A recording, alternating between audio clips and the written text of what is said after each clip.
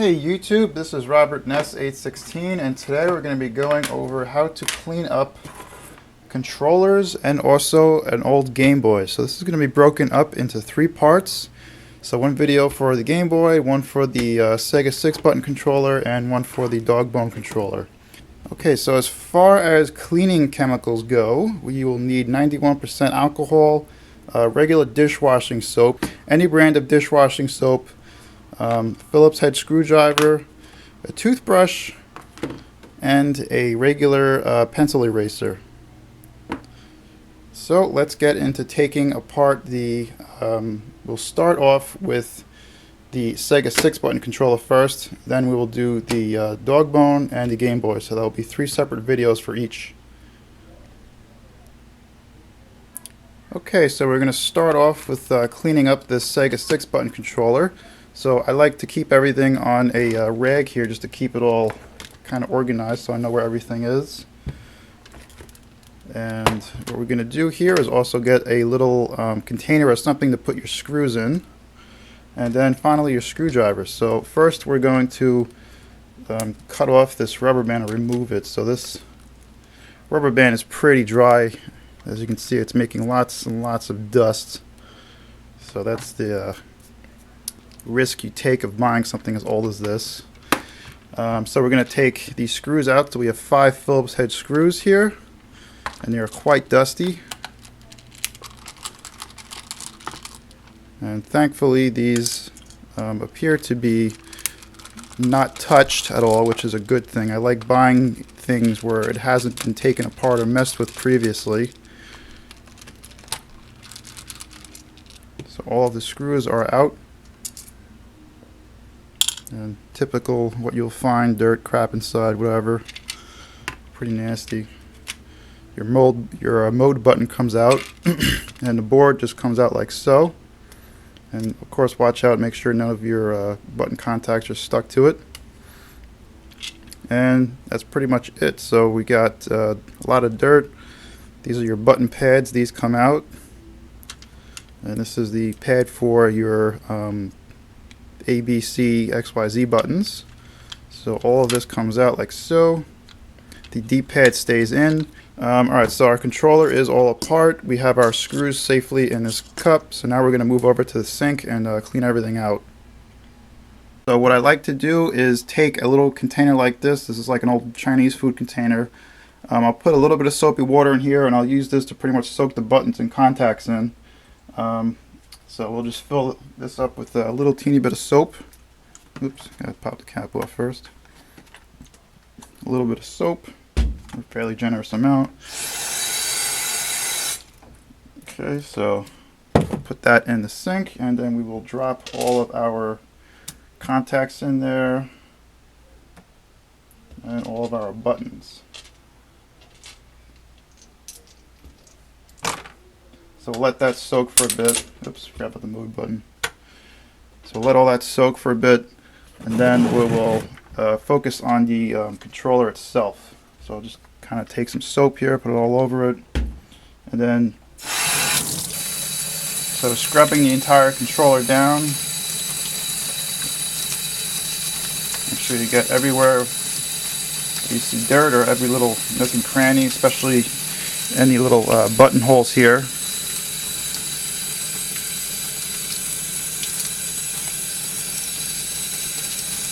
Little crevices and stuff, the D-pad.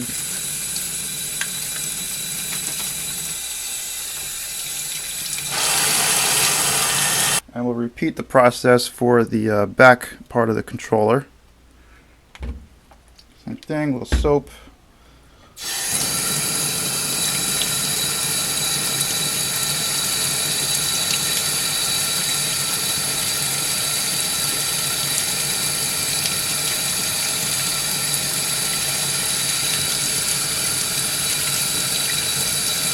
So everything is just getting scrubbed with a toothbrush here.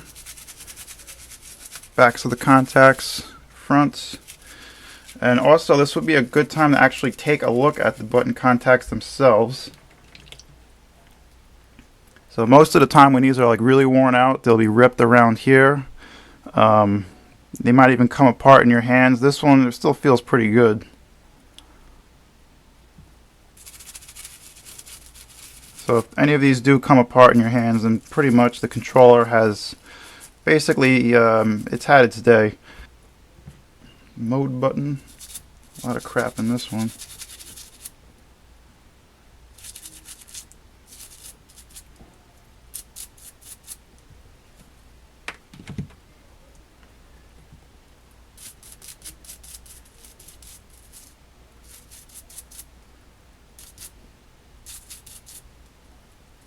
Okay, so you'll pretty much continue this process throughout the entire, I guess, cleaning stage.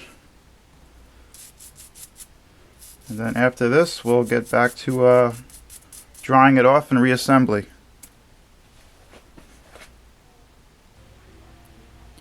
Okay, so we're back with the controller.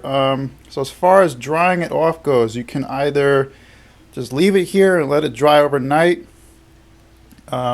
Leaving the controller in an air-conditioned room actually works great. Reason being is that when you have the air conditioner on, it actually kind of sucks all the moisture out of the room. And these things will dry off quite fast in that type of environment. Or you can use an air compressor, which is what I'll use to actually dry off the controller, just to speed things up. Okay, so we are going to blow off the controllers. My air compressor is all filled up. One thing to note though, if you are going to use an air compressor, make sure it has like a water separator built into it or attached to it. Basically that removes all of the air in the tank from actually coming into contact with the plastic or electrical components. So what I'm going to do here is just blow it off. So again, if you have headphones on, I'm not sorry.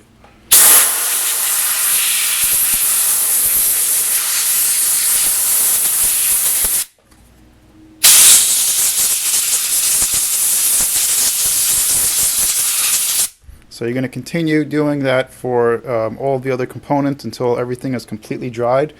Once everything is dried off, then I'll show you how to clean up the pads here on the board. Okay, so I'm confident now that everything is dry on this particular controller, so I can set everything aside and then move on to the board.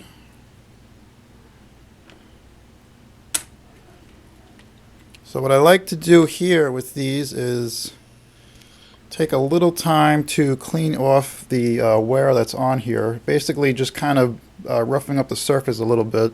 Also with these pads, I like to rough them up a little bit too, which basically just improves the performance of the controller. So that this way when you push down on a button, it actually does what you want it to do. So the start button on this one is in really good shape. Hardly any wear. You can tell because it still has that sort of dull finish on it. The directional pad is all shiny and stuff, which is from wear. And some of the buttons here have a little shininess to them too. So I'll just take my pencil eraser and just kind of smooth it out a little bit. So I'll push out the button and just kind of rub it on there for a couple seconds. Not really anything too crazy. So now you can take either like a toothbrush again and clean it out, or if you have like a blower tool or something like that, or an air compressor like I have, just kind of give it a little spritz and it'll clean it all out. I'm not using full pressure on this either. I'll probably keep that in the screen when I'm doing that. So that's good enough. And same thing with this. There you go. So you're not going crazy with like sanding these things down, just a little tiny bit is all that you want, and there you go. So this one still a little shiny on here, but I might just go over that again actually, just for the heck of it, so I know it works. There you go, better. Okay, good. So I'm happy with that. So some of these controllers have like copper contacts, others have this graphite. So I'll just kind of go over it a little bit with this.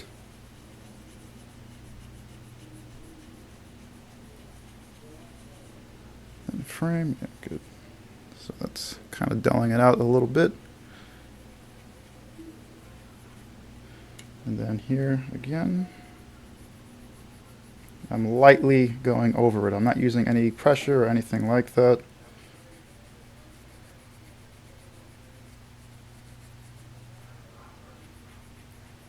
Okay, and then we'll take the compressor again, just blow it off.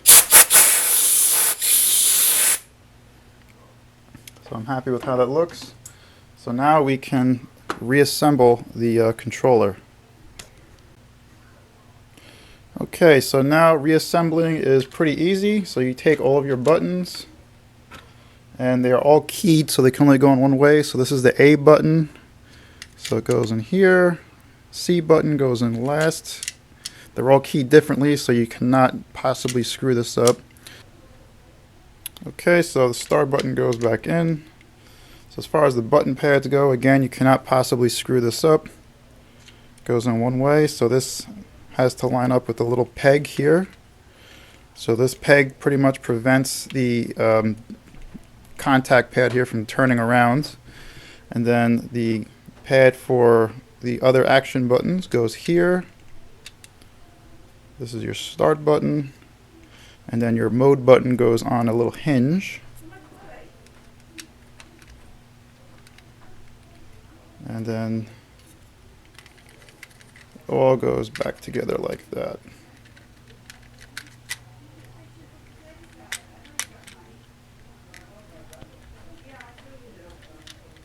And this goes in here. Like so, and then you're ready to screw everything back together. Okay, so here's the finished product. I'm really happy with how this controller looks. It cleaned up really nice actually, so much better than what I thought it would look like. So now this controller is ready, and hopefully I will have another nice Sega 6 button. So thanks for watching, guys. Be sure to watch my next video where I clean up that dog bone over there.